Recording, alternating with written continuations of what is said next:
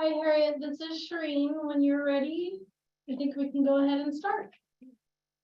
Okay, let me just turn up my speakers here. All right. Good afternoon, everyone. This is Harriet Parker, and I'd like to call the August 8th, 2023 meeting of the Nevada Tribal Emergency Coordinating Council to order. Ms. Whipple, will you conduct the roll call, please? Yes, ma'am. Harriet Parker. Present.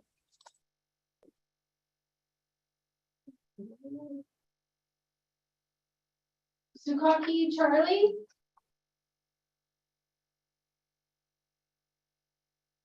Jackie Conway.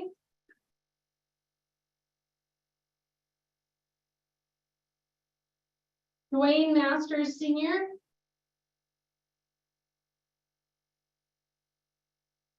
Don Pelt.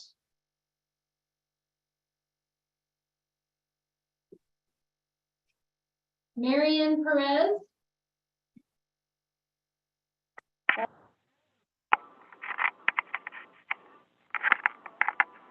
Who is Marian Perez on the line?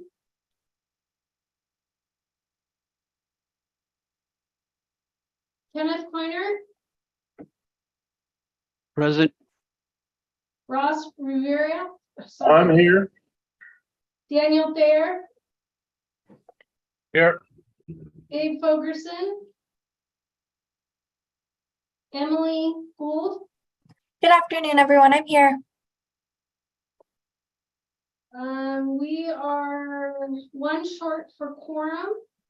Is there anyone on the line who's a voting member that joined us?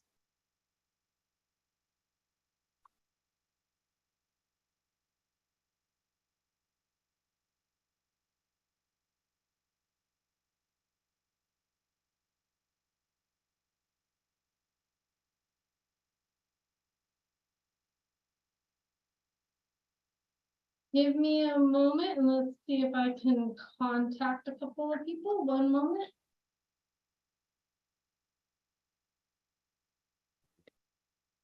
Shireen, this is Josie. I'll go ahead and try and contact a couple tribal members as well. Okay, thank you, Josie.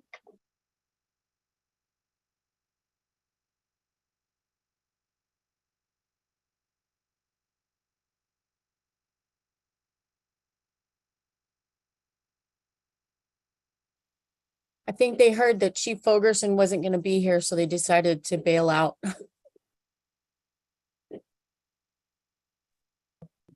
Well, Harriet, you just do as good as job, so give us just a moment. I thought that was a reason to attend, not to miss it.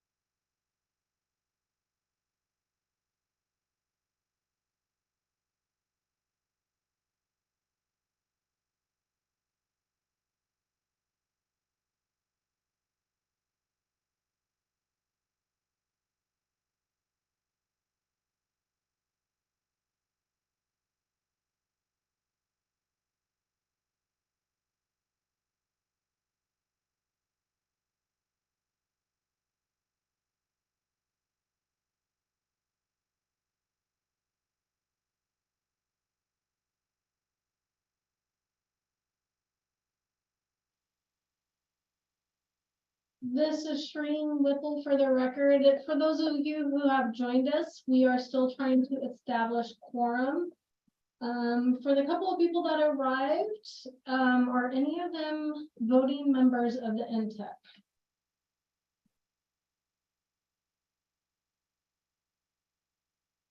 All right, give us a few moments. I just saw Dwayne Masters sign on. Hold on just a moment.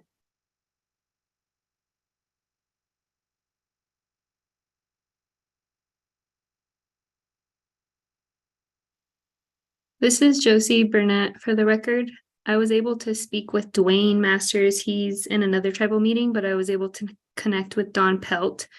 He wants me to forward the invite to him again and he can jump on. Perfect. Thank you, Josie. Good afternoon, this is Dwayne Masters, Department Timber Tribe. Hi, Dwayne.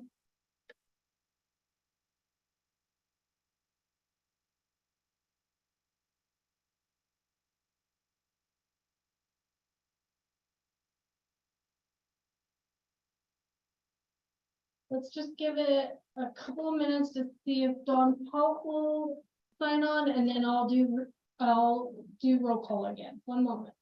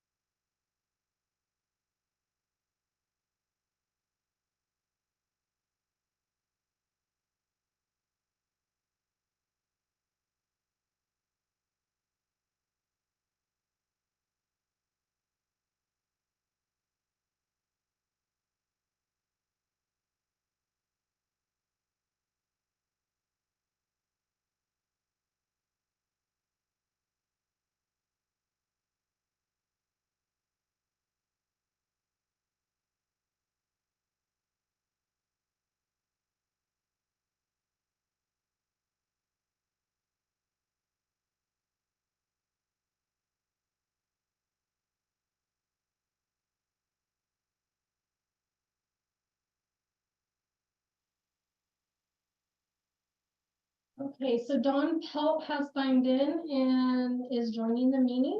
So we're gonna redo the roll call. Harriet Parker, Present. Sukaki Charlie, Jackie Conway, Dwayne Masters Sr., Here, Don Pelt. I see you, Don. Just need to unmute yourself.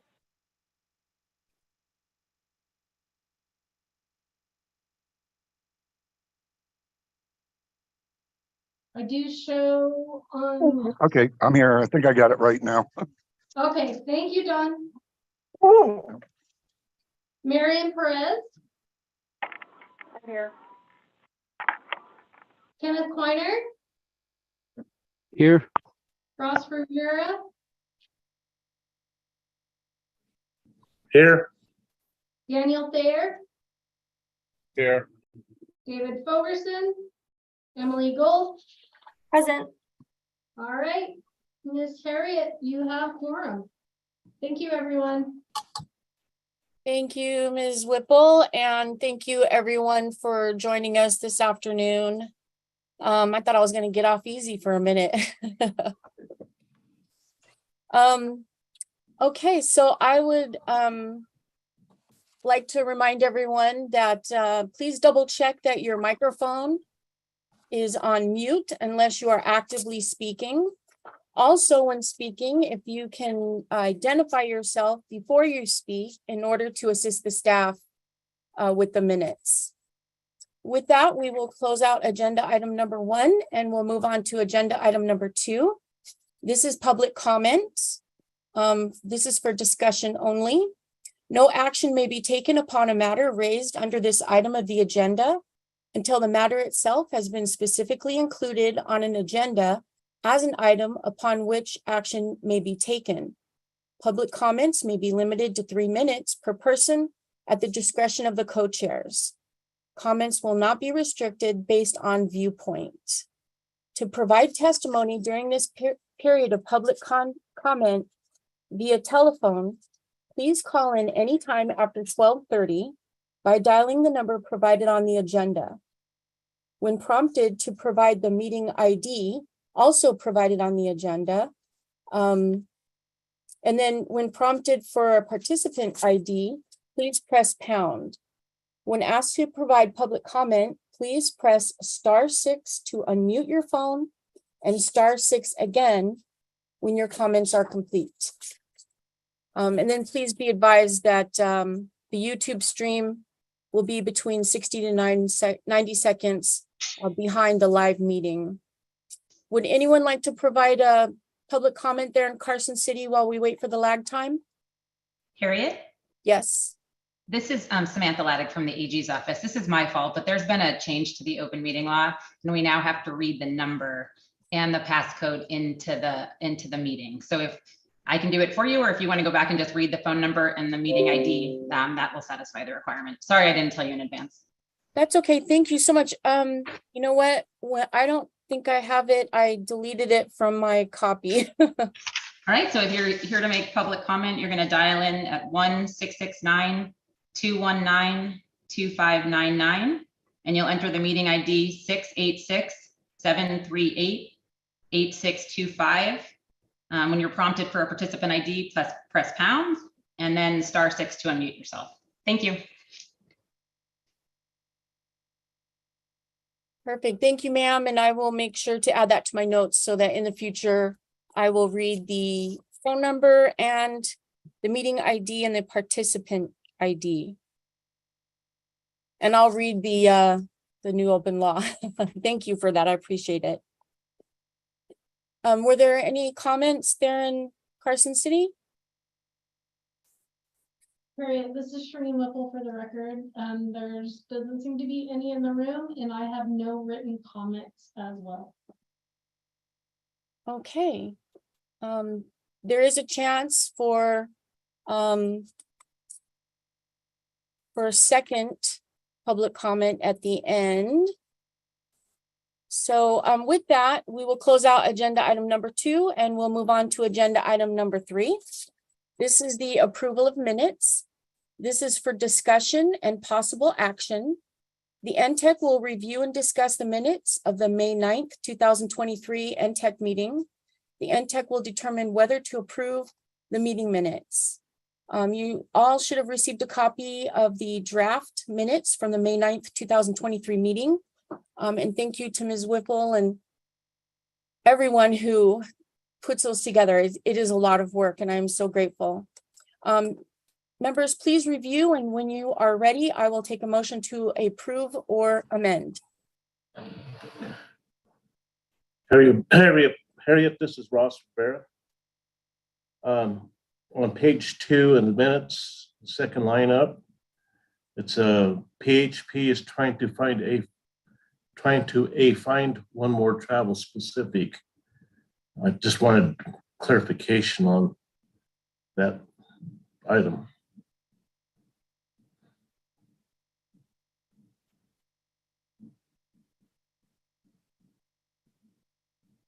I'm sorry, let me take a look at mine.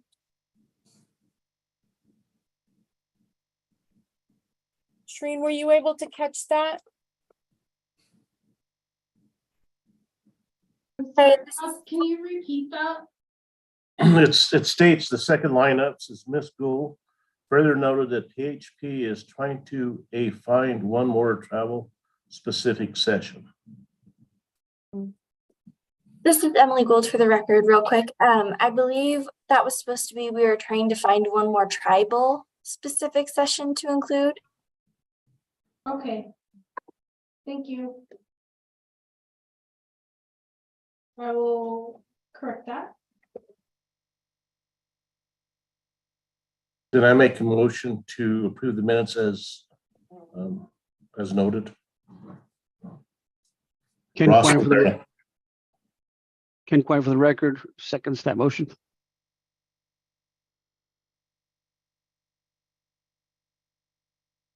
Okay. So we have a motion and a second to approve the minutes with the changes that were mentioned. Is there any discussion on the motion? All right, All those in favor say aye. Aye. Aye. Any opposed, say no. Okay, motion passes. Thank you for that. I appreciate it. And that will close out agenda item number 3, and we'll move on to agenda item number 4. This is a cybersecurity task force update. This is for discussion only, provided by Tim Robb, Governor Liaison. The NTECC will hear a briefing on the cybersecurity task force meeting held on July 31st, 2023. Mr. Robb, I'll hand it over to you, sir. Thank you so much. Tim Robb for the record, chairman of the cybersecurity task force for the governor. Just a couple quick updates, but don't want to take up too much of your time. We were able to get approved and submit our cybersecurity task force, our plan. And we also have both the FY or federal fiscal year 22 and federal fiscal year 23 grants open. There will be a technical assistance for the federal fiscal year 22 tomorrow at 3 p.m. and Thursday at 11 a.m. To work on spending down a remaining balance of $300,000 that we have in that program for this fiscal year. We'll also be working through the federal fiscal year 23 grant process in our cybersecurity task force meetings as well. To get more information on this, please reach out to dhsgrants@dem.nv.gov. Again, dhsgrants@dem.nv.gov to get on the listserv and get any future calendar invites for technical assistance with this grant. And we look forward to working with you on all things cybersecurity related. And please feel free to reach out to the DEM team with any questions you may have. And I am available for questions as well now. Thank you, sir. Are there any questions for Mr. Robb? Okay, hearing none. Thank you very much, sir. Appreciate that. With that, we will close out agenda item number 4 and we'll move on to agenda item number 5. This is the Nevada Threat Analysis Center training resources. This is for discussion only, provided by Jim Lopi, Fusion Center Coordinator. Mr. Lopi will present NTECC's training resources that are available to the tribal communities. Mr. Lopi, I'll hand it over to you, sir. Yeah, thank you very much. It's a pleasure being here, and I know everyone's busy. I did put together a short slide deck program, which is a review of our Fusion or Threat Liaison program. And many of you are already familiar with the program. I apologize for those of whom this may be kind of a repeat overview. But, we seek to include all of our tribal areas into our Fusion Liaison Center program. And we have about 10 involved right now. And I will present this presentation, which is an overview of what we offer and what we can do for you. So without further ado, Shireen. Okay, we're going to go over our basic and advanced training that we can offer to the tribes, and in some cases we've already done in several areas. What is our area of operation? Also, we have an all crimes, all hazards approach, emphasis on training and outreach. In addition to CAKR, which is critical resources and critical infrastructure, of course, strategies for rural and tribal partnerships. So we provide training, but we also include, those critical threat assessments for your tribal areas, the physical plants within your reservations.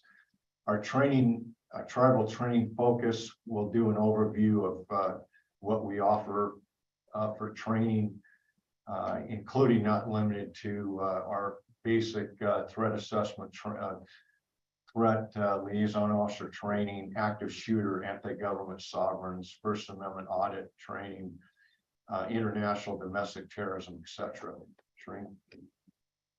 Okay, this is just a map. These are areas we've done training in already. And we have responsibility for collection of information related to crime and or terrorism in 16 out of 17 counties, including all tribal lands in the state of Nevada. Clark County, as you well know, has a separate fusion center known as the Southern Nevada Counterterrorism Center. And they primarily conduct information collection and intelligence products and what have you within the greater Clark County area. But we still have responsibility for collection of information and tribal outreach statewide, regardless of the county. Go ahead, Trina.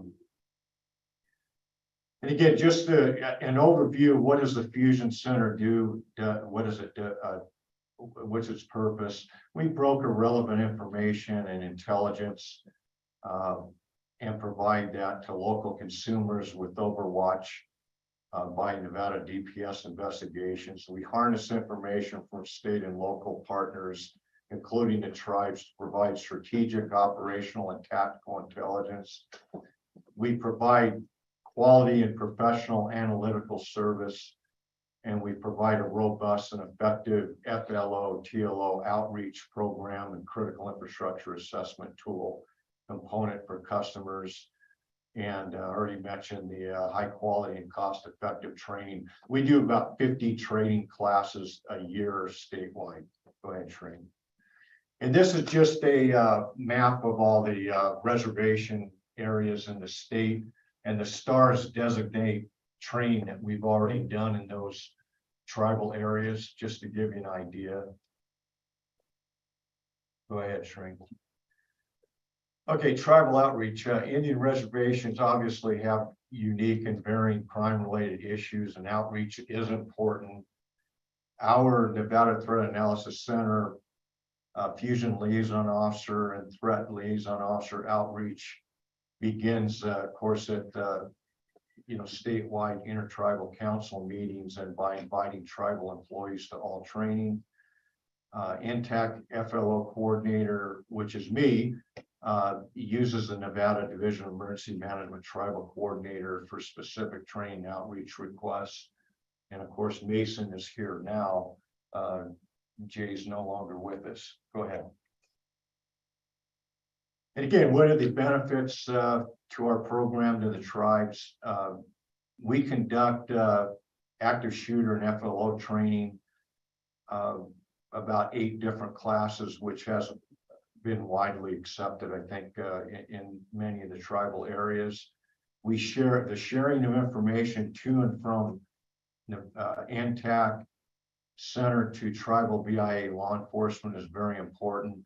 And remember, when we formed these fusion centers after 9/11, nationwide, every state has at least one. We have 2, California has 6, kind of varies state to state. But the idea when we put together the fusion centers here in Nevada was we wanted to cover the entire state, and that includes all cities, counties, and tribal entities. Obviously, if there's any gaps, then obviously, we may have problems. We also, as I mentioned previously, a big part of our program is physical plant threat assessments for tribal infrastructure, which is offered free to those officials wanting that service. Also, if you're not aware, Safe Voice also is an early warning system focused on the schools. That also runs out of our center. Go ahead, Shereen. This is just our basic. We're trying to get the tribes a little bit more involved in our threat liaison officer classes. As you can see, this is just an overall list of all of the classes that we offer. Active shooter has been really popular in the tribal areas. We've done about 110 classes statewide, not just with tribes, but all over the state. And that's usually an 8-hour class. The FLO, TLO, which is above that, is a 4-hour post-certified class. And this gets those tribal employees and or law enforcement officials connected to our center. And thereafter, you get our products, and we have open lines of communication, much more so than if you do not go through the course. We also have a behavioral threat assessment management course. A couple of us are trained trainers through DHS. So we go out and talk about how we manage behavioral threat assessment threats in your community. We also have several intermediate classes, including transnational terrorism, domestic terrorism, Islamic State, and the domestic tends to focus on anti-government, First Amendment auditors, and sovereign citizens, which are all over the state. We also bring in specialized training. As you can see, we've done LEOCA, which is law enforcement killed in action classes by the FBI. We've done RAD-I detector classes, gangs, outlaw motorcycle gang training, weapons of mass destruction related training, usually provided by the FBI. I'm bringing Metro up next month for a couple classes on the red flag law in Nevada. We have a red flag law that hasn't been used much up north, so they're going to come up and teach a couple classes on how they're utilizing it down in the Las Vegas area. And that's important when you have a threat in your area of operation, your city, your tribe, and the individual may have firearms and they may be deemed a threat. Those classes, for example, is going to talk about the best ways of going out and managing that threat, and if necessary, perhaps seizing the firearms. Next. This is our core class that we teach for 4 hours, and we talk about what services we offer through the Fusion Center. We talk a little bit about domestic and international terrorism. We talk about the role of the U.S. Attorney. We talk about what services can be rendered via the center. Like we can do crime analytics, we can do flow charts and different things if you have the need. We also talk about duties and roles of a threat liaison officer. And we're heavy into pre-incident indicators and warnings. In other words, what should you look at in your tribe if you have somebody that may be involved in criminal and or terrorist activity. And that's kind of our core class. We have I have 1,870 active threat liaison officers statewide. And we'd like a few more in some of the tribes, although we are covering some of those. Go ahead, Sherry. Again, this is just our critical infrastructure key resource threat assessments. We're usually on site for 1 to 2 days, depending on how many buildings you want assessed. And that's all about physical security, and we look at your vulnerability. Go ahead, Shereen. And these are the things that we normally ask our threat liaison officers. And it's not, and our title is synonymous with fusion liaison officers. It's the same thing basically, but we're gravitating towards, threat liaison officer as a title. But these are the things, the various crimes that, we've worked on here through the center, just to give you an idea. The idea is to communicate, particularly in multi-jurisdictional crime and or other threats. We need to be talking to one another, and the center, if you will, Nevada Threat Analysis Center is kind of a funnel for this type of information, so we could push it out to other jurisdictions if we have suspects out on the loose and or we have crimes occurring that we need to talk to one another about. Go ahead, Shereen. Again, this is just some of the contact information. We have a new director here, Lieutenant Desiree Matthijs. Selby Marks, our deputy director. My contact information is up there, James or Jim Lope. And Dan Dundon's our critical infrastructure coordinator. He's the guy that does the physical threat assessments. And our lead analyst is Patrick Liddy. So that's all I had, but any of the training that we offer, shoot me an email or call me and we can schedule you in. I think the last class we did was up at Duck Valley. We did an active shooter class, and Dan Dundon did some critical threat assessments up there in the last month or so. We also did a recent class on the Fallon tribe. And again, we're available, we're free. And we need all of you involved in keeping our state as safe as possible.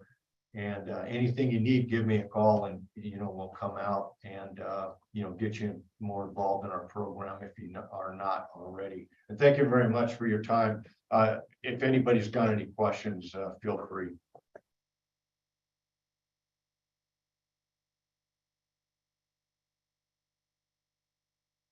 Thank you so much, Mr. Lope. Are there any questions from the members for Mr. Lope? I really appreciate that update.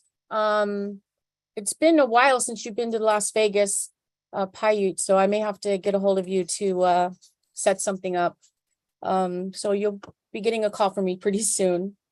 Well, hearing no questions, I guess we will close out agenda item number 5 and move on to agenda item number 6.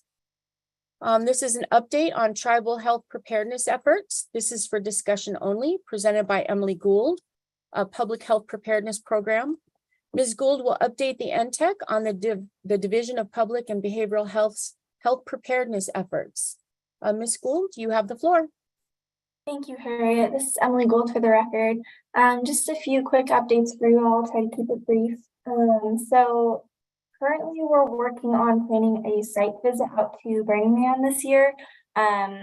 Just trying to figure out the details of when that will be held, when they're starting. I believe the official start date is August 27th through September 4th. So we'd just like to go out there, kind of survey the medical setup, see if there are any needs and just how that might affect our planning in the future. We're also planning on attending the Eastern Nevada Thyroid Workshop that DEM will be holding in Elko in September. So we'll have everyone, a lot of different members of PHP present at all the different workshops. Just that will be the first one that we'll be attending. And then some exciting news. I think this is really important to share with this group. So in collaboration with all of our public health preparedness partners, we've agreed to increase funding to NTECC to support more preparedness activities such as communications resources, pod trainings and supplies, and events as determined by NTECC and all tribal partners. So this increase will take effect beginning in state fiscal year 25. So we won't see that until next year's budget, but that is in the works. And then just something that's recently come up on our radar, I don't know how applicable this might be, but there is an annular solar eclipse occurring this October. I believe it's the 14th. So that pathway is showing through northern Nevada across the northernmost part of the I-80 corridor. And it will pass through the Fort McDermott tribe, Winnemucca, Elko, parts of Eureka, and the northernmost part of Ely. So I'm not sure if this is really a concern for everyone at this point, but from the research that we've done in the past with these gatherings, it brings in a large amount of tourism. I think it's just something that everyone should be aware of. Keep an eye out. If you have any public health concerns, please let us know if we can help with planning in any way. And that's really all I have for this group today, pending any questions.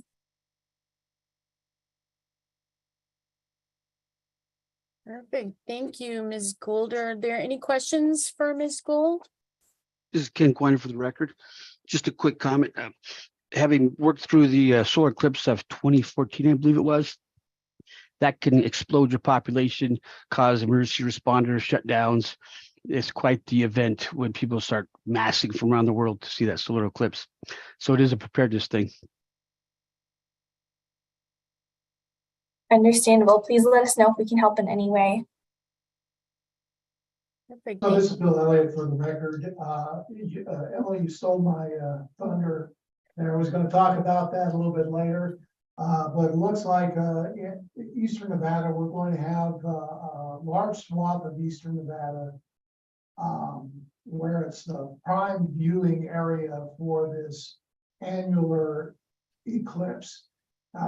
This annular eclipse is one that where it passes, the moon passes by the sun, and what you see is a ring of fire. It will get dark.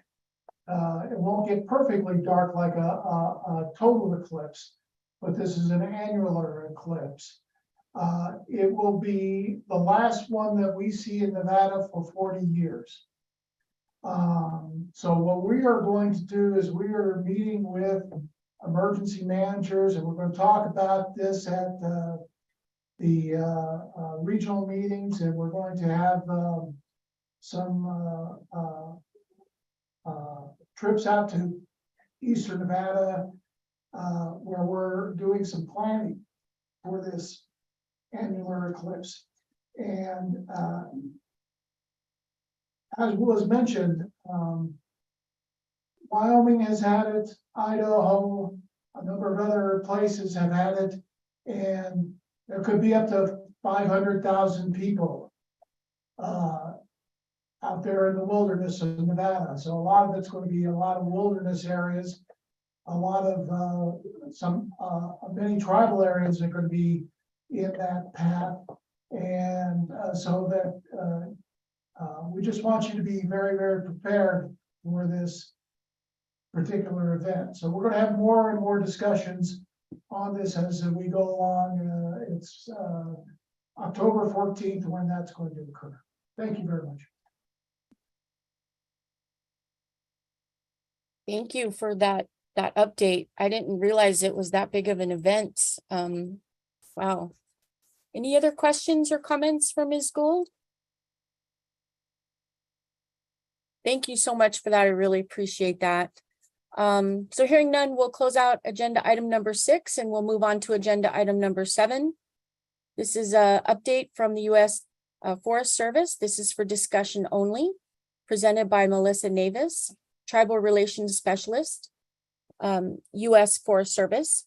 Ms. Navis will update the NTECC on the fire outlook for the Humboldt-Tiobe National Forest and the wildfire crisis strategy of how they prioritize landscapes. Ms. Navis, I'll turn it over to you. Afternoon. Hello, everyone. Thank you very much for allowing me to provide this brief update. So my name is Melissa Navis. I'm the tribal liaison for the Humboldt-Tiobe National Forest. And for the fire update, I wanted to share that nationally, we are at a preparedness level 3.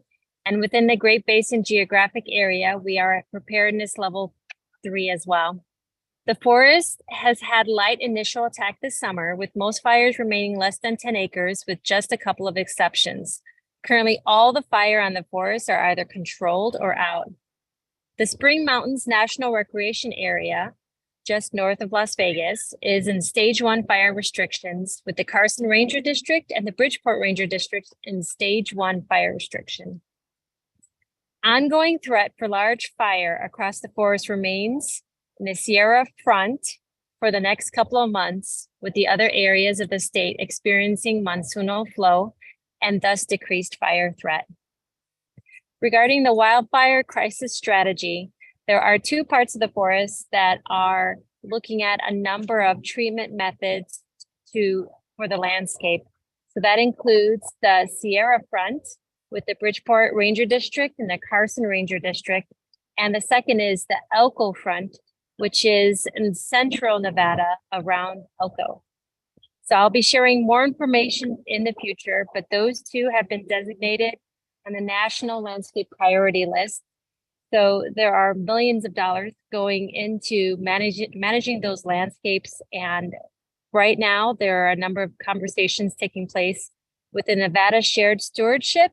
And we are beginning conversations with tribes regarding proposed methods and questions and recommendations on how best to treat the landscape for wildfire mitigation. And that's the end of my report.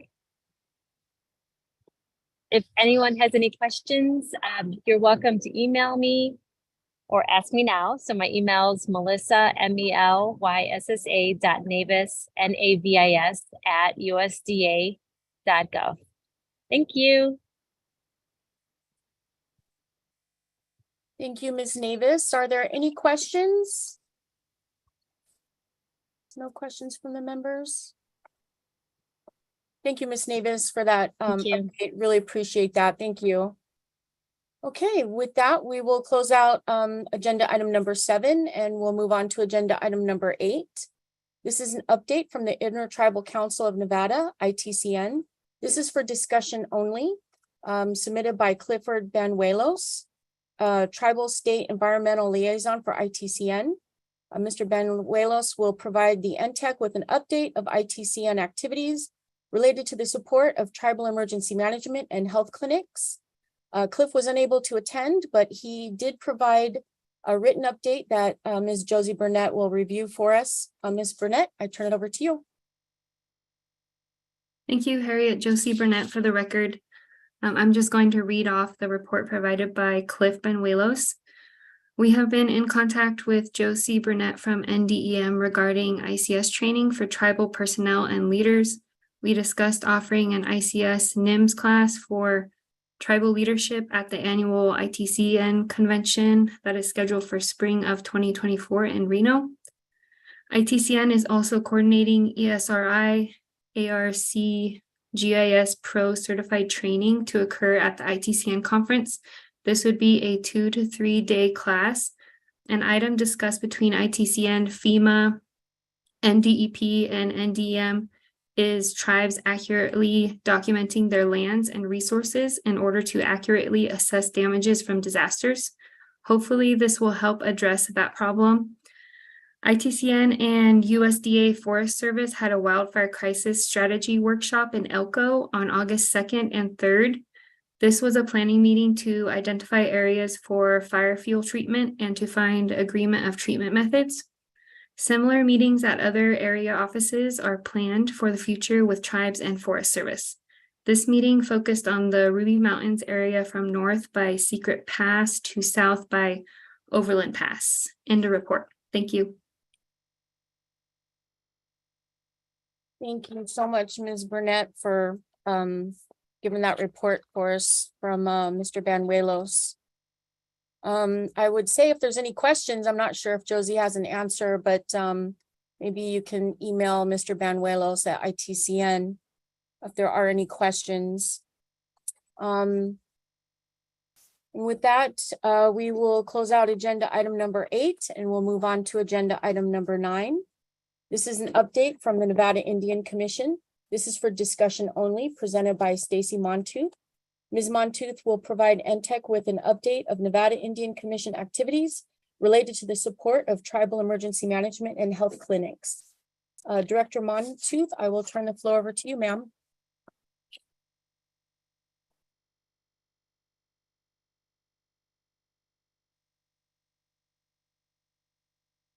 I didn't see her on the list.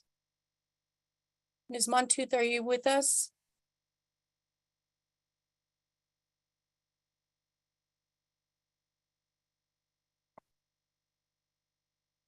Okay, looks like she was unable to attend today. So we can table this for next meeting. I don't, Shireen, did she provide an update? No, she did not. Okay. Thank you. So we'll table agenda item number 9 for our next meeting. And we will move on to agenda item number 10. This is the Nevada Public Bodies updates. This is for discussion only. Tribal representatives appointed to the following Nevada public bodies may provide an update on their role with each public body, as well as initiatives and projects that impact Nevada tribes. First up, we'll start with the Nevada Resiliency Advisory Committee, provided by Jared Franco, Chief Financial Officer. Mr. Franco, I will hand it over to you, sir. Thank you, ma'am. Good afternoon, committee members and guests. Jared Franco for the record. The NRAC meeting that was held on 7/25 started off about the process of the HSGP grant with the discussion about the differences between the maintained, enhanced, and new projects of those grants, as well as how long do we keep those maintained projects in the loop before we start over and do a reset to make all of the projects new projects. So it was a discussion only agenda item. Nothing was decided, but the consensus it seems is every 3 years is when we'll do a reset and make all projects presented to the NRAC committee new projects. Another part of the discussion was, how do we track and log the historical knowledge of all these projects, so we ensure that we remember the things that might have been lost with retirements and turnover of staff. So there might be a little bit of change to the application process itself, as well as when you come to testify to get your project approved. Another big part of the agenda was the updates from DEM's former planner about the submitted school reports of Nevada and some of the deficiencies that were found in those school reports. The DEM planner created a very well and very detailed slide deck of all this information that would definitely explain it better than I could. So if anybody would like to see that, please reach out to myself, Mason, or Josie, and we can get you that slide deck for you to view. With that, that's all I really have from this last meeting. I'll entertain any questions if there are any. Thank you, Mr. Franco. Are there any questions from the members?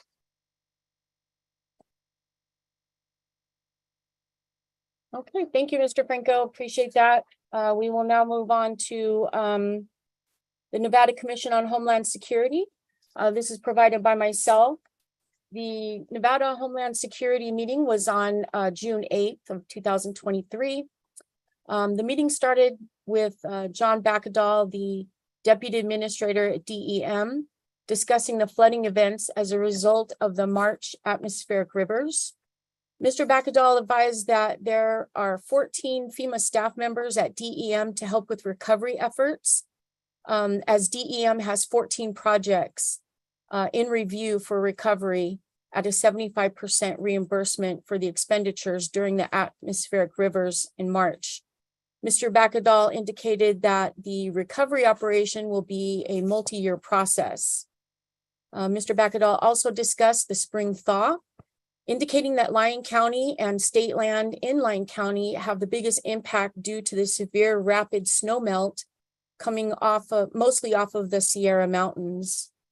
Mr. Backadal also indicated that there is a state declaration signed by Governor Lombardo and that members of DEM are activated with support from FEMA partners. Mr. Backadal stated that there was no end date at this time.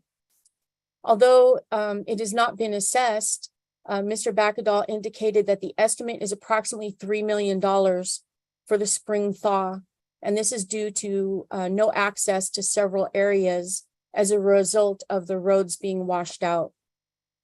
Mr. Backadal explained that Lyon County has already incurred several $1 million in their efforts to prevent additional flooding by building up the base of their river shores.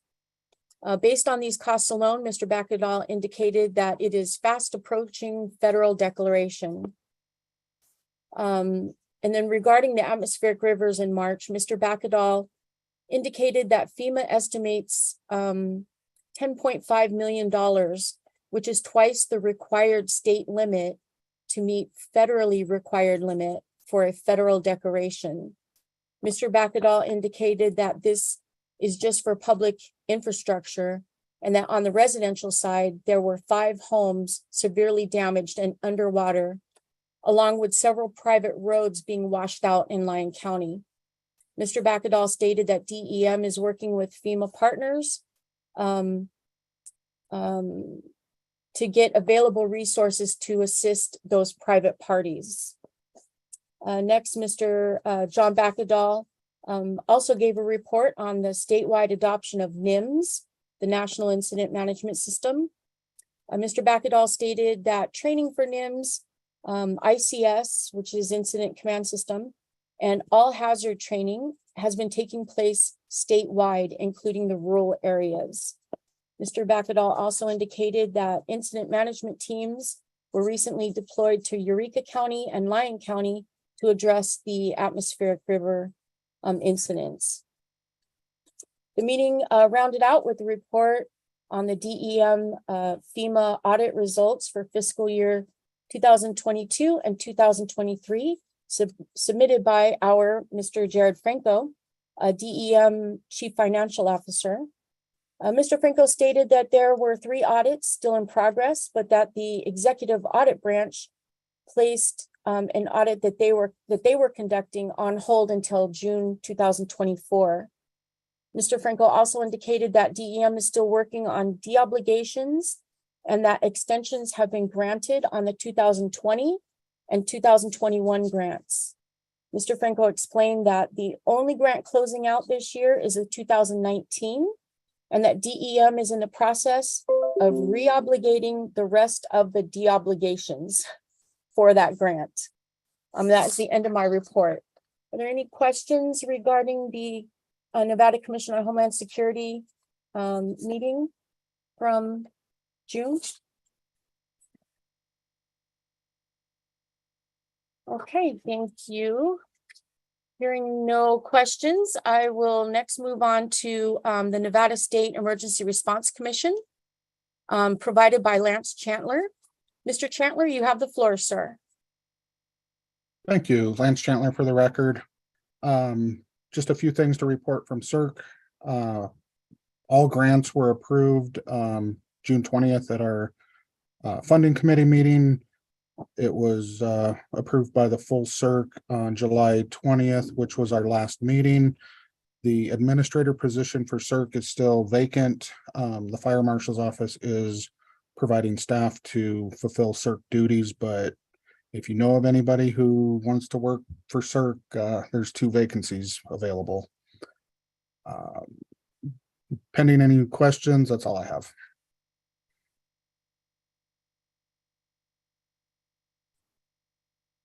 Thank you, sir. The list of those positions, where can someone find the information on those positions that you're looking for?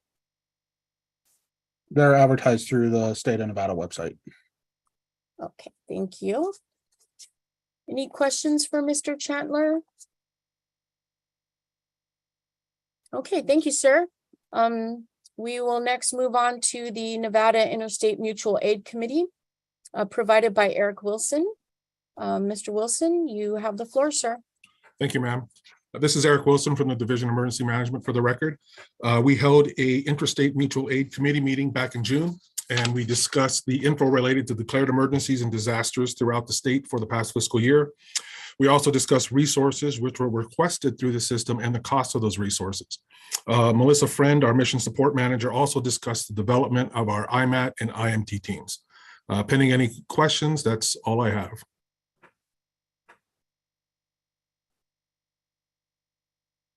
Thank you, sir. Any questions for Mr. Wilson? Okay, hearing none. Thank you very much, sir. Appreciate that. And thank you to everyone who provided updates. I will close out agenda item number 10 and move on to agenda item number 11.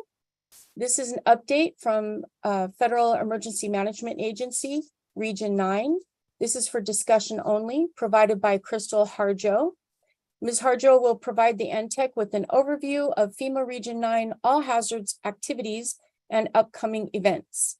This will include training, tribal partner engagements, tribal consultation opportunities, and outreach activities at the regional and Nevada specific level.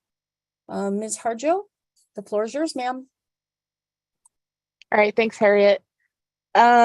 Just a quick update about some of the activities I've been doing for the last quarter. mainly attending conferences. We had our travel partnership workshop in Arizona, went really well, was received very well. I attended the Travel Historical Cultural Monitor training that was hosted by the Summit Lake Paiute Tribe. That was an interesting course, gave a lot of perspective, which will help me in my role to understand some of the cultural monitoring aspects if ever deployed in the field. Conducted a 583 course with the Pitt River Tribe up in Bernie, California. That was the first course I've ever instructed, along with my counterpart from Arizona, California.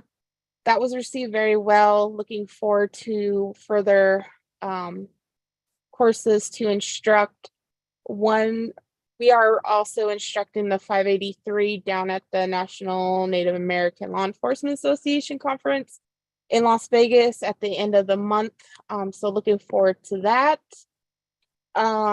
Assisting with the spring thaw event, working with Walker River Paiute Tribe and Yarrington Paiute Tribe. That's been ongoing. Gave several cultural sensitivity and awareness presentations to FEMA staff. As requested, travel consultations, those are all ongoing. There's a couple for mitigation. The main one for tribal affairs is the Tribal Declaration Pilot Guidance. If you guys want more information on that, let me know. Those are being presented around the nation in person and virtual. So I can certainly get those dates out to you. FEMA Region 9 is going to have a climate adaptation seminar September 26th and 27th in Oakland, California. It's also a hybrid. So once I get more information on that, I will certainly pass it along. We have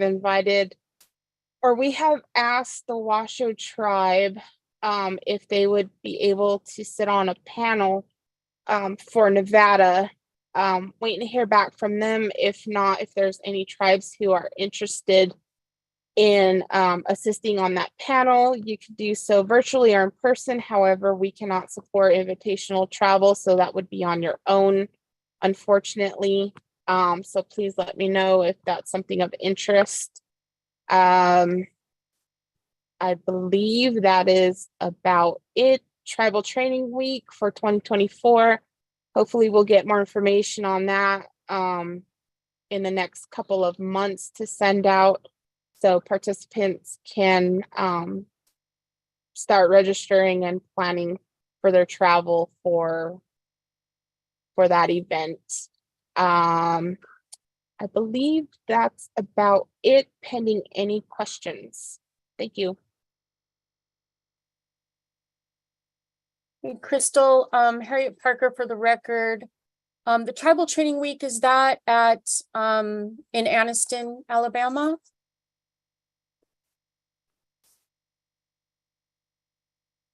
Yes, Harriet, that is the annual Tribal Training Week down at the Center of Domestic Preparedness. So the dates have been set for March 9th through the 16th. That includes travel dates. But once we get more information on what courses are going to be available and the registration opens, I'll be happy to pass that along.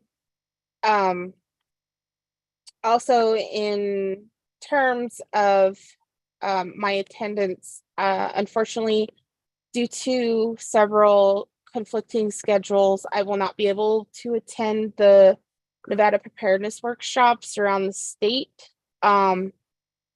ELCO, and because of our fiscal year in October, I will not be able to attend the one in Southern Nevada. Looking forward to attending in person for the Western region. But I also do have a personal engagement on one of those dates. So anytime anyone has any needs, any questions, concerns, please feel free to reach out to me. Region 9 is really pushing to engage more tribes in the L583 course, which the tribal liaisons can provide. So if any tribes in Nevada want that for their tribal leadership, obviously we know we're going into tribal election season. But if that's something of interest, please feel free to reach out and we can start scheduling some dates to present. Thank you. Thank you, Crystal. Are there any other questions for Ms. Harjo from the members? Okay, hearing none. Thank you so much for that update. I appreciate it. And thank you for including the dates for CDP. All right, we will close out agenda item number 11 and we'll move on to agenda item number 12. This is updates from the DEM Tribal Liaison staff. This is for discussion only, provided by Josie Burnett. Ms. Burnett will be providing NTECC with updates on the following topics. Ms. Burnett, I will let you take it from here. Thank you, Harriet Josie Burnett, for the record. I'd like to start out and introduce our new tribal liaison or tribal emergency management preparedness coordinator, Mason Perizzo. If you could please wave. We are so happy to have him here with us and joining our tribal team. So moving on, the Rural Preparedness Summit, we assisted in coordinating a few workshop sessions that was held in Fallon, June 14th and 15th. We did coordinate a couple sessions that included access and functional needs, tribal specific workshop training that was facilitated by Heather Lafferty. We did work with the Office of Suicide Prevention to put together a safe talk training that was specific to the tribal communities. And we did also work with Cliff Banuelos with ITCN. He held a tribal consultation session looking at tribal nation governments, communities, and policies. Overall, all the sessions were successful and very interactive, and I believe we had about 6 tribes and other tribal partnering agencies that did attend. The Region 9 Tribal Workshop, which Crystal had mentioned, was held in Chandler, Arizona, June 13th and 15th, so at the same time. It was an excellent workshop. We had a lot of great conversations. We were able to come together with our Nevada, California, and Arizona partners. Each day there were tribal breakout discussions specific to each state where we discussed and strategized any of the needs that the tribes may have had. And we worked together with our FEMA and state partners. I believe that we had about 5 tribes that attended from Nevada. Moving on, just as a reminder, as most of you are aware, we have our upcoming 2023 DEM regional workshops, so we are highly encouraging that all tribal partners attend. They are specific to each region, so we'll go through THIRA, SPR, and we'll have specific days set aside for tribal breakout discussions. So those will be in Eastern, Southern, and Western regions. Moving on, I did recharge all of the BGAN SIM cards for the satellite phones. Those are in each of the tribes' communication boxes. I'll be either mailing those out or giving those out to the tribes directly. And then once I have the funding signed and released, I will also be purchasing the Iridium cards. Moving on to training and exercises, we just wanted to offer our support to the tribes and any opportunities for training and exercises specific to each tribal community and your needs. I know we've had interest in ICS 100 to 400, the G402, Crystal mentioned the L580, Stop the Bleed and CERT training. Those are just some examples. So please do not hesitate to reach out to me or Mason if you'd like to coordinate any exercises or trainings. Speaking of training, we looking at CERT training, we do have a trailer that our tribal program purchased, so we're looking at using some of that funding to put that towards that trailer to make it sort of a deployable comms unit / CERT trailer. So we're working on purchasing training materials and items. So if there are any specific requests from the tribes or any preferences on materials, please reach out to myself or Mason directly. And lastly, as it's already been mentioned, we've made it through the 2 atmospheric rivers and spring thaw. So we continue to move through spring thaw into recovery. That includes supporting our tribal partners, those specifically that were impacted. We did have several tribes submit emergency declarations, either for being directly impacted or for precautionary measure. The Walk River Paiute tribe and Yarrington Paiute tribe were within those impacted regions. Throughout the duration of the incident, we did stay in constant and open communications with the tribes. We were going out there weekly in person, attending emergency management team meetings, coordinating phone calls, emails.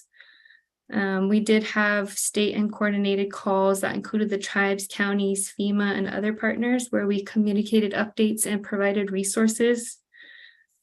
And we assisted in facilitating a tabletop exercise with the Walk River Paiute tribe, and recently went out there for their PDA teams and toured the impacted areas. And we are going to continue to offer our support and assistance as we move through recovery. That is all I have, pending any questions. Thank you. Thank you, Josie. Any questions?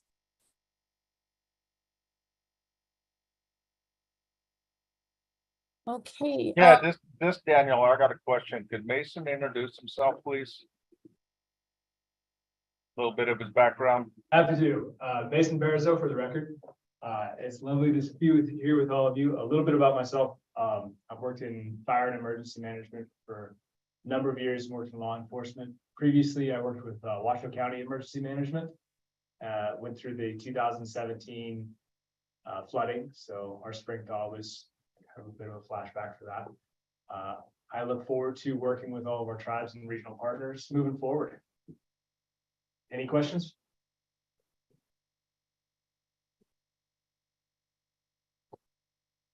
Thank you so much for that introduction, and welcome to the team. I look forward to working with you in the future, and I promise to not call you the new Jay. Or at least I'll try. Any other questions from any of the members? Okay, thank you so much for that report on all those items. I appreciate that. So with that, we'll close out agenda item number 12 and we'll move on to agenda item number 13. This is DEM audit results for federal fiscal years 2022 and 2023. This is for discussion only, provided by Jared Franco. The NTECC will be provided an overview of the various audits the DEM-HS has undergone in relation to grants management and COVID. Mr. Franco, I hand it over to you, sir. Thank you, ma'am. Jared Franco for the record. Oh, Miss Harriet, you kind of stole my thunder in your last agenda item 10B. There's not much else to brief on. We have not had any new audits open up. So since the last NTECC brief on this agenda item, there has been no change. I'll take any questions if there are any.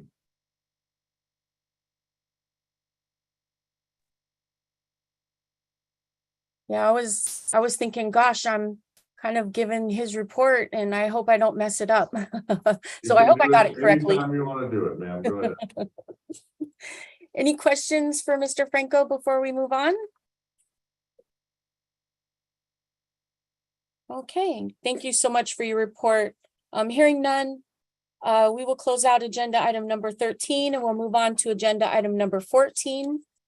This is grant status reports. This is for discussion only, provided by Suze Coyote, DEM-HS. The NTECC will receive quarterly grant reports, which will outline the spending status on Emergency Management Performance Grant, Homeland Security Grant, and the Emergency Preparedness Working Group Grant. The NTECC will also be briefed on the status of current and expected grants. Ms. Coyote, you have the floor, ma'am. Thank you, Ms. Parker. This is Suze Coyote for the record, Division of Emergency Management. In your packets, you should have received the grant status report. And in it, all subawards for open grant programs are listed in the report. The period of performance for each grant year is shown in the row preceding those grants. It shows the subrecipient agency, project, original award amount, re-obligated funds if received, the amount spent as of the last report, the funding stream or grant, any de-obligated amount, and the percentage of award spent as of the last report received in that order. The federal reporting narratives for Homeland Security Grant Program and Nonprofit Security Grant Program are also attached, which provide the programmatic updates for those grant programs. Those are as of March 30th, 2023. And then the late reporting report for quarter ending March 31st, 2023 is included with this agenda as well.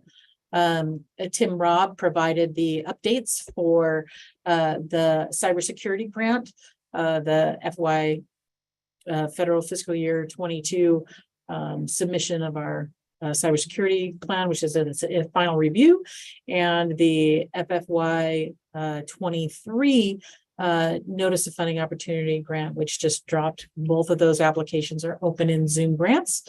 And that's the end of my report, pending any questions.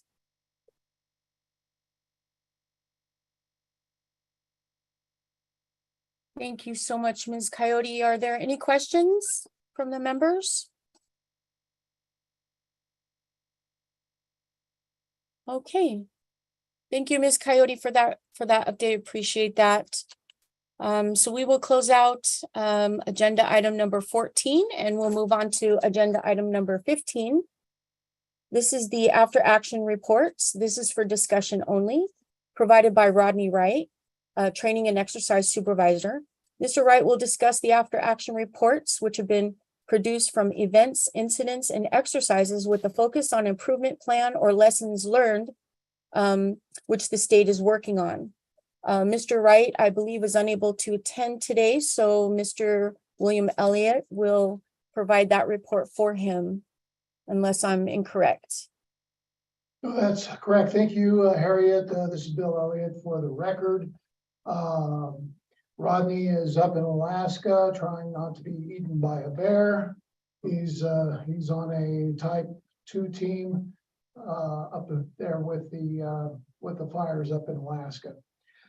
So part of the Homeland Security Exercise and Evaluation Program, there's 3 parts to it. The first part is planning for exercises. Second part is execution of the exercise.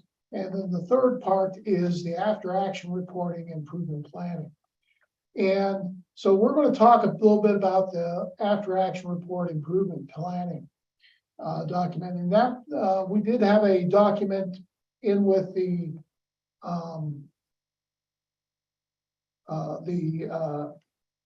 agenda documents that was sent to you, and it's called Real World Event AAR, and it represents some of the different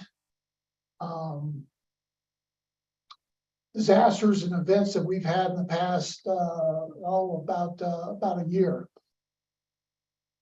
And the thing about AARs, it's called the After Action Report. And what it shows is how you really did these exercises. Now, for many parts, a lot of times it's a pat on the back where you did a good job. For DEM, we want to look at those things that are where we didn't do such a good job, or we did a decent job, but it could have been done better.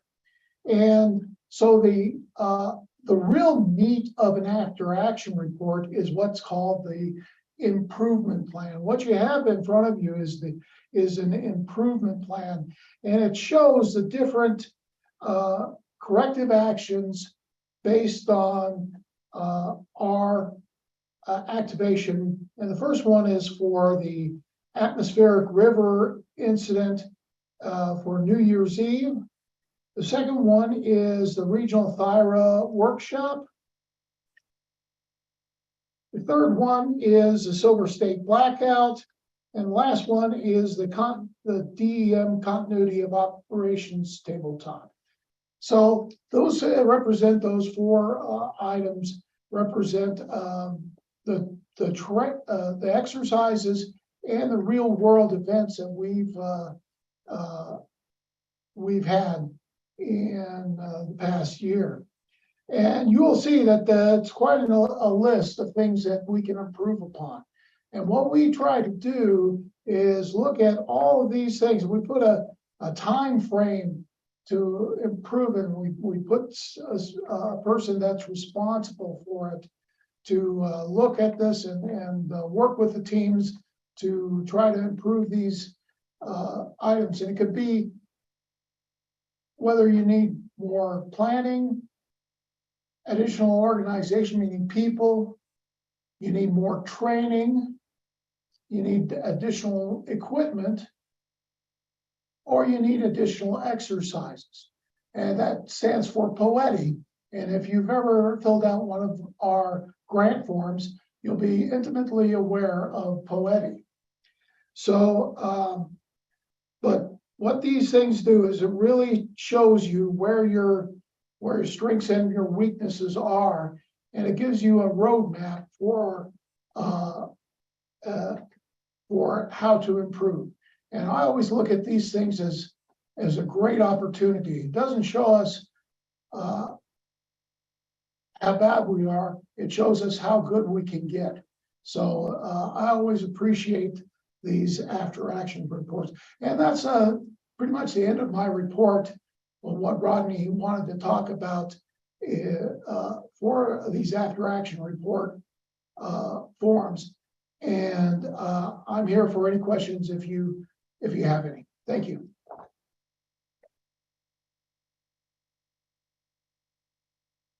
Thank you for that report, sir. Are there any questions for Mr. Elliott?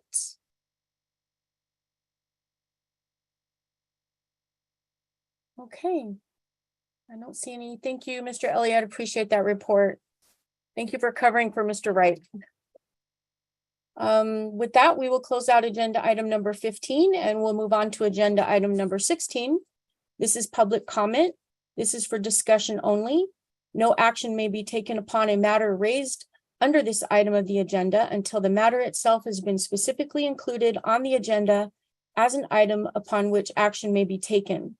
Public comments may be limited to 3 minutes per person at the discretion of the chair. Comments will not be restricted based on viewpoint. So I think I have the correct information, but Ms. Laddick, if I do not, please correct me. To provide testimony during this period of public comment via telephone, please call in anytime after 12:30 on the day of the meeting by dialing 1-669-219-2599. When prompted to provide the meeting ID, please enter 686-738-8625 and then press pound. When prompted for a participant ID, please press pound. When asked to provide public comment, please press *6 to unmute your phone and *6 again when your comments are complete. Please be advised that the YouTube stream will be between 60 and 90 seconds behind the live meeting. If you would like to present public comment, please call in using the number I just gave to hear the live meeting. While we wait for the lag time to catch up, are there any public comments in Carson City? And did I get that correct, Ms. Laddick? Thank you. Any public comments in Carson City?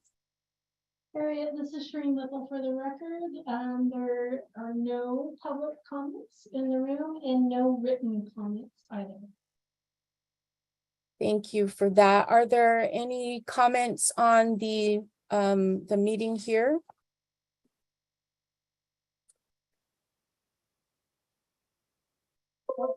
Okay, hearing none. Okay, hearing none. With that, we will close out agenda item number 16 and we'll move on to all of our favorite agenda item number 17. This is for adjournment, for discussion, possible action. May I have a motion to adjourn? I'll make a motion to stand there. Inquiry for the record, seconds that motion. Okay, all those in favor say aye. Aye. All those opposed say no. All right, motion passes. Thank you, everyone. We are adjourned at 2:20 p.m. Have a great rest of your day, and we will see you in the next few